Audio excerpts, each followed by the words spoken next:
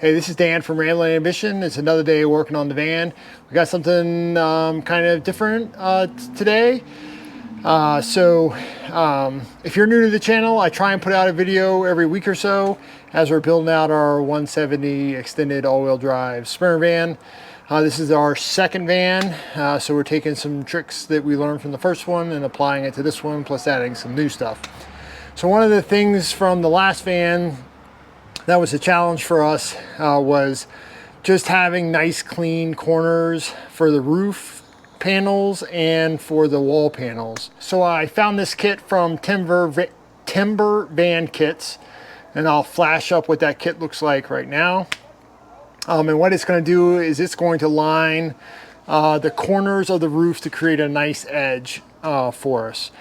And if this is something you're interested in, please stick around for the video. All right, we're super lucky to live in Colorado for a lot of different reasons, but one of those reasons is that there are van manufacturers everywhere. And so I happen to work in the city of Boulder, and their Timber Van Kits is sold by Titan Vans, which is in Boulder. So I was able to find this kit online, talk to them, make sure they had what I needed, and certainly they did. I was able to just pay for it and pick it up in town. So let me show you what comes in the kit. So you have a bunch of pre-bent metal that goes from the front to the rear on both sides. It comes with a hardware kit that includes some riv nuts and some screws and self-tappers. I'll kind of show you what that looks like. So the hardware kit comes like this. Just some stainless steel screws, some pop rivets, and we'll show you what those are for, and some self-tapping screws. Now the way this is going to go is it's going to follow this corner to make a nice flat surface, because you see how there's these ridges everywhere. So it creates a nice flat panel mating surface for not only the roof panels but also the walls. So what you have to do is you find the ribs, and there's a big circle and then there are two small circles, and on the inside one you have to install a riv nut. Those riv nuts are supplied. You use a 10-32 mandrel to install the riv nuts. You can do it by hand, you can do it with a tool. We had a tool. I'm not going to go through that because basically it's just you thread the riv nut on the end of the mandrel, then you screw it in until it's tight, and then you back it out, and now you have your riv nut. So they give you 16. You only need 14. But what you also have to do is on the driver's side, you have to take the wiring harness down, because the wiring harness clips into these spots right here. My wiring harness is a little bit of a mess right now because I have a bunch of other things. But basically the way that this kit works is you start from the rear panel and you work your way forward, and they overlap. And the nice thing about this is that it actually crosses over on that final front piece over to that rib that's right over top of where the shelf is, which is always that kind of tricky part to get the sealing right. And that's one of the reasons why I like it about it. The other thing that I like about it is that there is space behind it for wires, which kind of helps out with a lot of things. So I'm going to go ahead and unwrap all the parts and lay them out so you can see what's involved. Okay, so for this kit, there's basically 5 pieces per side because we have the 170 extended. And you have the passenger side front, so it's labeled nice and easy. Your passenger side middle, your passenger side rear, so you can see that. And then this is the rear passenger side piece, and then the extended version comes with one more piece to it, and it kind of folds together like that, and it's got a rivet plate where we'll use some pop rivets to kind of put that together. So the driver's side is the same. So it's a really basic, simple kit that kind of just goes up. The riv nuts take just a few seconds to put in. And then what we're going to do now is we're going to put the pop rivets into the rear pieces. And that's just using a rivet gun or a hand tool or a pneumatic, whichever you have. kind of put those rivets in place. Okay, so we're gonna just take, it comes with 6 pop rivets, and we're gonna use our Astro Pneumatic 1423 tool and kind of show you how we put the rivets in. So this is the traditional rear plate, this is the extended rear plate, and this is the bridge plate. So this has got a tab on the front right there, which we will put a rivet through. But these 2 holes line up with that plate. And we're gonna stick 1 rivet through there. We're gonna stick 1 rivet through there. And then the other rivet will go through the hole on the other side to join everything together. Okay, so in all honesty, those rivets don't work. The rivets that were supplied in the kit do not grab those panels, and that joint is not going to hold the way that it is. So I've got to figure out either a different rivet or a different fastener. But that's going to take me, it looks like some rain is coming, so I think that's going to be it for today. And we'll come up with a solution, and we'll come back tomorrow and finish this job up.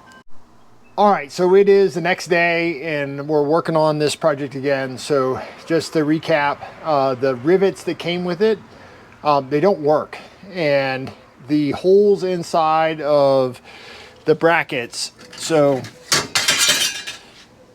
this hole and that hole, those are 1/4 inch brackets. So like a 1/4 bolt fits in there. And the rivets they provided fit into something a little more like that, which is a step down from 1/4, so like 3/16. So the issue was, as you put the rivets in, they're basically just pulling out of the bracket, because the only thing that the rivets would connect to is this piece. So what we ended up doing was I got some 1/4 stainless bolts that I had laying around and some nylock nuts, and this is how we put it together. So a 1/4 bolt here, a 1/4 bolt there, and then you can see here, 1/2 inch would be just fine. All I had was 3/4, so that's what we used. Yeah, so that's how we're gonna assemble things. So from this point, I'm gonna go ahead and do the other side, and then we'll start putting it up in the van. Okay, so just to remind you, if you buy this kit and you do this, you do have to drill out this plate from 3/16 out to 1/4. And just a note to self, don't hold it in your hand while you're doing that, or you're gonna slice the inside of your hand. So that's a cut for being an idiot. So how this goes is this big notch goes down to the side of the van, and this goes toward the roof of the van, and the bolt goes through there. So there is a space that's created by this little lip, and that's what gives you some opportunity to put wires or run anything else behind it.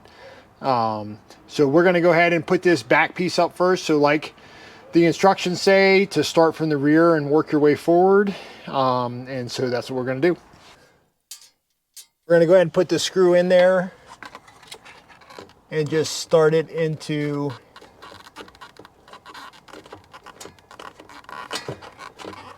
deal with the front one real quick, and then we'll look at what the back looks like. All right, so this connects up to here. So we got to figure out how to get that up a little bit more. I got to take that wiring harness piece out. Then we'll use a self-tapping screw to kind of hold it down.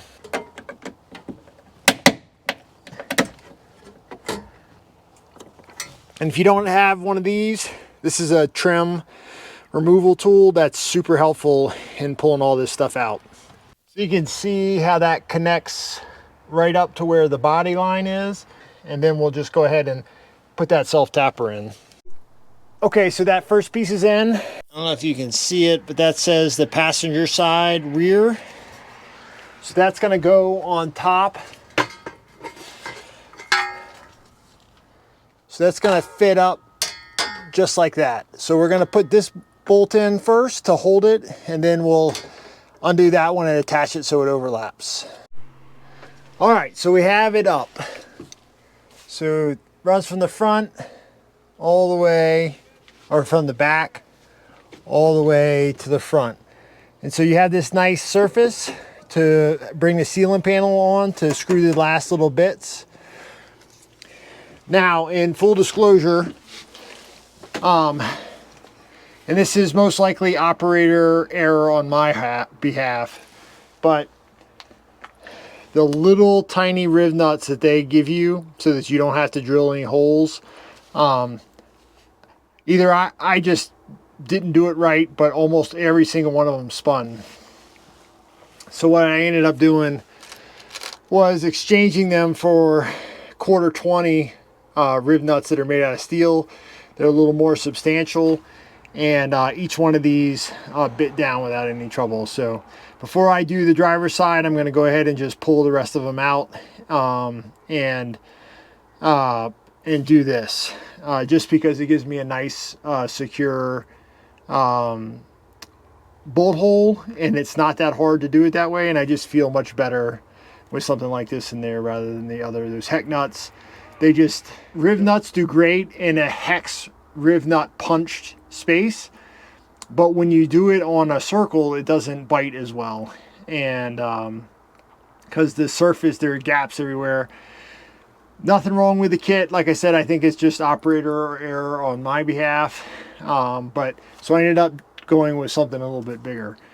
So we'll go through that process on the driver's side, but we're going to take a little bit more time because there is a gap of about 1/2 inch that you can run some wires underneath it. And so I've got a lot of wires that are not going to fit in that. Fortunately, the driver's side is going to get cabinets all the way down it. So I think I'm just going to secure all those wires into the channel. They're going to be above where a roof panel or a wall panel meets, and I think it's going to work out just fine. So the ceiling has a good place to mate to it. But like I said, I'm going to have cabinets the whole length, so that's going to hide all of the wiring. And none of my wires go through the walls. They all are on the exterior to be easily gotten to.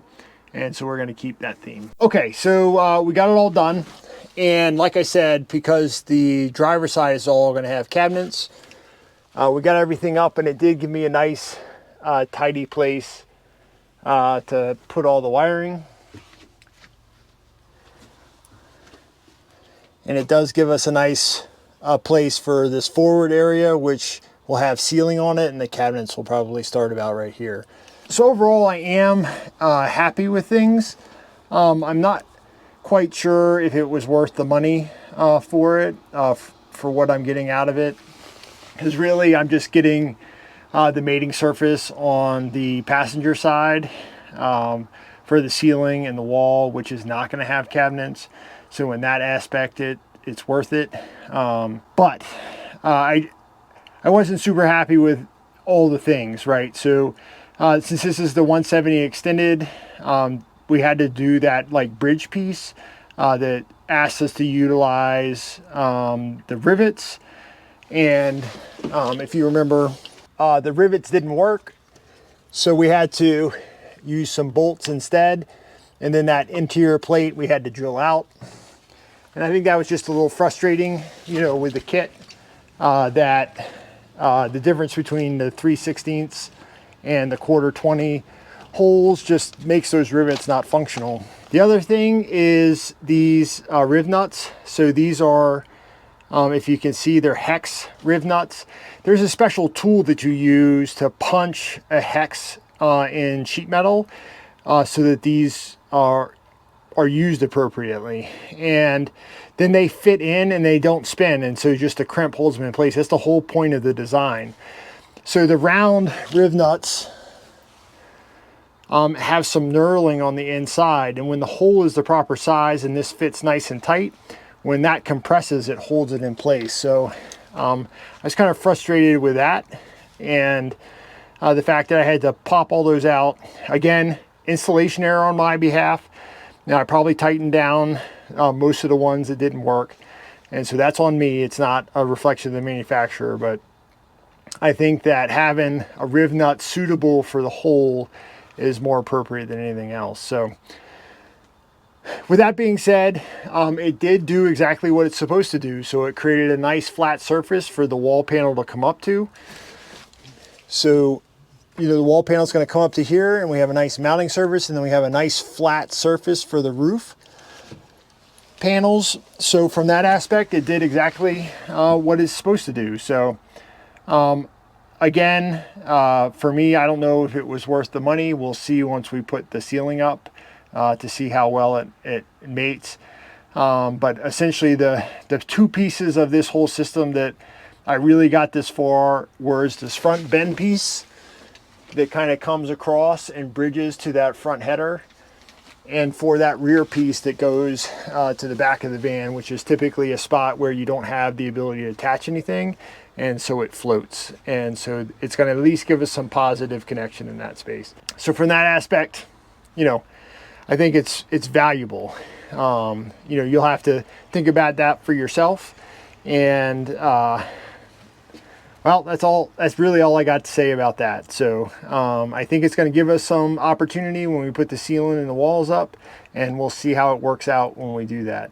So if you're interested in this this kit, kind of think about what it is that you have to deal with. Realize you're going to have to take out all of the lights that Mercedes puts in the walls, because they will get in the way. You have to pull the wiring down and make sure that there's adequate space, because the riv nuts that they supply go into the furthest hole closest to the wall. Understand that those riv nuts are not going to be the best, so you have to be really careful with them, or just go ahead and replace them from the beginning. And that if you have the 170 extended, which most people don't, you'll have to contend with that bridge piece. So for everybody else, the 144s and the 170s, you're not going to have to worry about that. So that's kind of going to be a non-issue for you. Anyway, hope you got something from the video. If you made it this far, give yourself a giant thumbs up. Just a hint of what's coming. If you see that, that is the Starlink setup. And we'll have a different video on how we got that bracket, how we have things set up, where we're putting the dish, how we routed the wires, and does it really work? And I'll tell you right now, it does. This is Dan from Rambling Ambition, and we will see you in the next video.